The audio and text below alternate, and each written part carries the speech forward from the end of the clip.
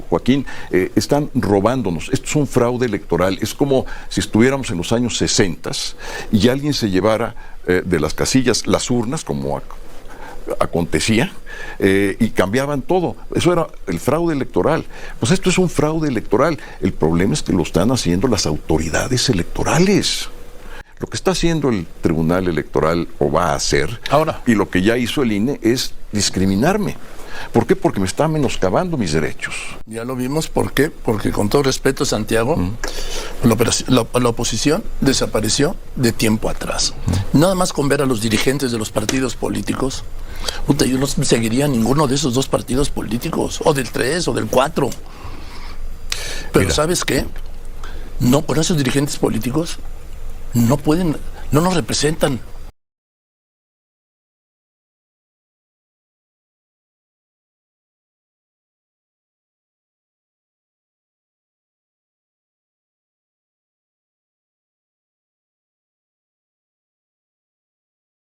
Hoy convoco a que construyamos el segundo piso de la transformación. Amigos, bienvenidos a una nueva transmisión más a su canal En el Segundo Piso. Servidor Gil Rodríguez, transmitiéndoles desde el día de hoy. Nos seguimos encontrando en este jueves 29 de agosto del 2024. Si nos estás viendo por primera vez, muchísimas gracias por tu tiempo y por tu espacio. Solamente pido tu apoyo con la suscripción para que cada día podamos ser más en esta gran familia del Segundo Piso.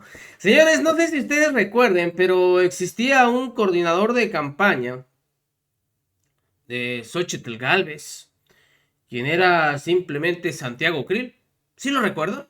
Bueno, pues reapareció en esta entrevista con Joaquín López Dóriga, pues simplemente a llorar y a que lo humillen.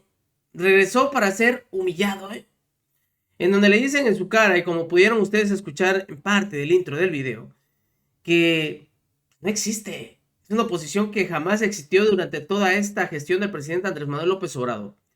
Y ni hablemos de las elecciones pasadas.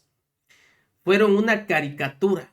Y el señor dice que están violentando sus derechos. Que fue un agandalle lo que se hizo por parte del INE y lo que ratificó el día de ayer el tribunal.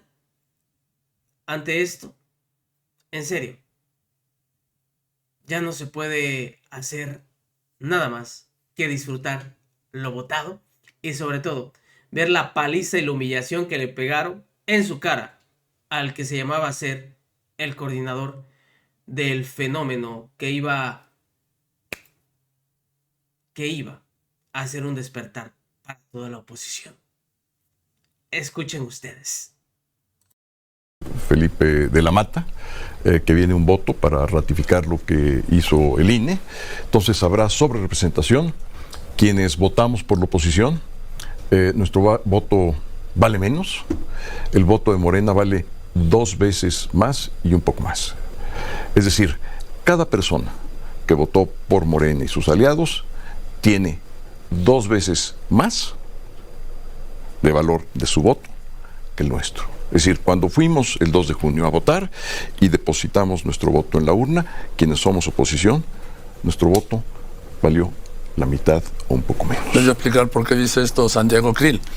Porque teniendo Morena tuvo la alianza de Morena, la coalición de Morena tuvo el 54%. Así es. De los votos, y va a tener el 75% de los diputados. Así es. Mira, la oposición tuvo el 46% de los votos y va a tener el 25% de los diputados, digo, en números gruesos. Así es. Mira, toda democracia, y particularmente la mexicana, descansa en un principio muy sencillo: un ciudadano, un voto. ¿Y por qué es esto? Porque nuestros derechos políticos valen igual, el tuyo, el mío y de las personas que nos están escuchando y los que nos están viendo.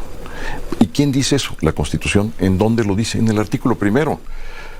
Nuestros derechos son universales, los derechos humanos son universales, el derecho político es un derecho humano. Entonces, está clarísimo, y por eso la jurisprudencia que hizo la Corte en el año de 1998... Que lo hizo Olga Sánchez Cordero. Olga, la ministra, bueno, pero, la ministra Olga Sánchez sí, Cordero. Pero no solamente Olga, digamos, redactó la jurisprudencia y la presentó ante el Pleno, que fue votada por unanimidad. Quien hizo la solicitud fue Andrés Manuel López Obrador, en un caso de Quintana Roo. Él, como presidente del PRD, argumentó que estaban haciendo una interpretación incorrecta de las reglas de distribución de diputados plurinominales. Y Olga lo que hizo fue interpretar el artículo que establece estas reglas y dijo, a ver, espérame, esto no se puede leer textualmente, esto tiene que leerse en armonía con todas las disposiciones de las reglas electorales y de la Constitución. Entonces, este tema de partidos y coaliciones no es tema. Ya lo había dicho la Corte desde el año 1998.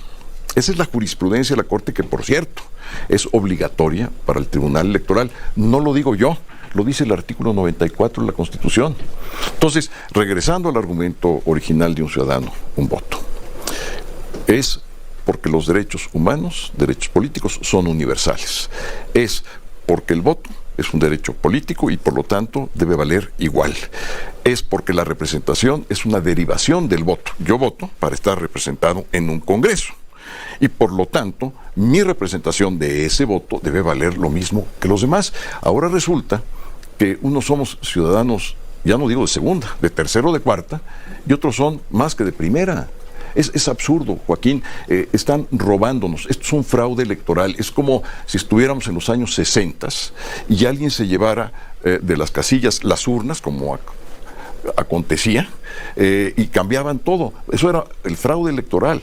Pues esto es un fraude electoral. El problema es que lo están haciendo las autoridades electorales. Ahí es donde... Bueno, pero ahí ya se acabó entonces. Se acabó. A ver, con esto, Morena y sus aliados toman el control absoluto del país. Pueden cambiar la Constitución, a los partidos ya los traen en mira para quitarles prerrogativas, para quitar diputados pluris, es decir, para evitar que estén representados adecuadamente en el Congreso, porque esa es la regla de la representación proporcional. Pueden cambiar todo lo del Poder Judicial, pueden cambiar las reglas del Congreso, la Federación. Pueden cambiar todo. Todo, absolutamente. Pueden hacer una nueva Constitución. Sí. Y de hecho ya tienen un proyecto que ha circulado por ahí. Y, no solo eso, además es parte de la lógica del presidente López Obrador de las transformaciones. En la independencia surgieron los sentimientos de la nación, la primera constitución, por llamarle así, del Gran Morelos, la reforma, la del 57, con la revolución y la democracia, la del 17, o sea, primera, segunda y tercera transformaciones, independencia, reforma y revolución y democracia, y con la cuarta transformación, la de López Obrador, pues le falta la constitución que han tenido, que ha sido el sello de las tres anteriores transformaciones. Sí, nomás que es una constitución regresiva. Es una constitución, inclusive, que no habíamos tenido, porque cuando menos las constituciones guardaban las formas, desde la constitución de Apatzingán y todas las demás. Esto es un robo, Joaquín. Y yo no lo puedo llamar de otra manera. Cualquier jurista o no jurista, cualquier persona que nos esté escuchando, que por favor lea el artículo primero. Todos los votos valen lo mismo porque los derechos son universales, los derechos son indivisibles, no se pueden fragmentar, los derechos no pueden aceptar una discriminación. Lo que está haciendo el Tribunal Electoral, o va a hacer, ahora, y lo que ya hizo el INE, es discriminarme. ¿Por qué? Porque me está menoscabando mis derechos. A ver, todo esto de la discusión que se tiene sobre el 54 es fundamental. Y yo creo que aquí se han dado muy buenos argumentos, como el de Diego Valadez y otros muchos. Jorge Alcocer. Pero lo importante va más allá. Porque son los derechos de partidos y de coaliciones. Ese es el debate. No, el debate de fondo es totalmente distinto, Joaquín.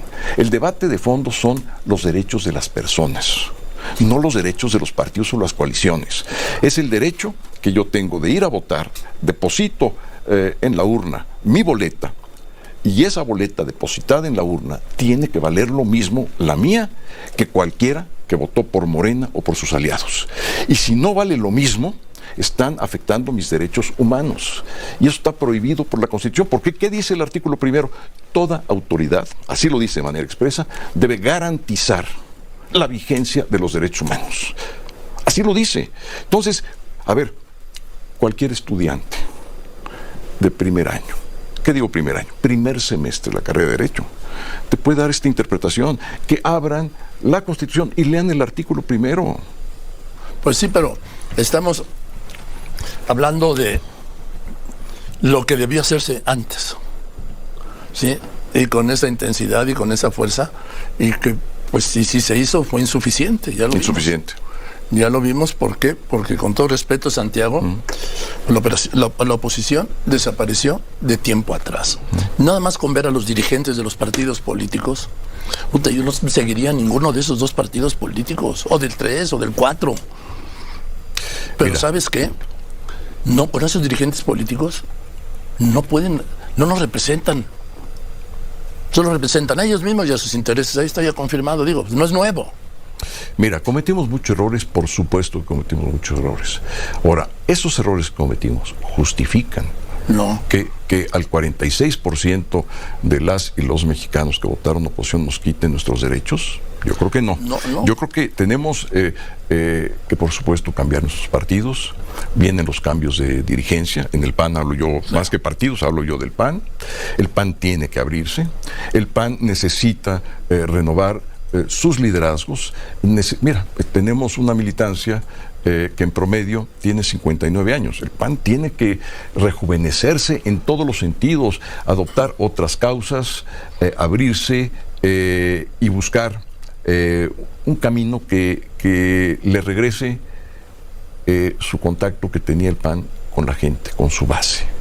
El PAN necesita salir a la calle, necesita convocar, necesitamos abrirse, dejarnos de ver a nosotros mismos y ver los demás, adoptar buenas causas y todo lo que esté en juego.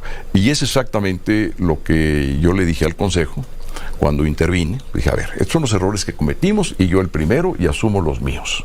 Así lo dije en frente de los casi 500 consejeros. Y no solamente eso, enumeré los errores que habíamos cometido en campaña, los errores que había cometido el partido y los errores de la coalición.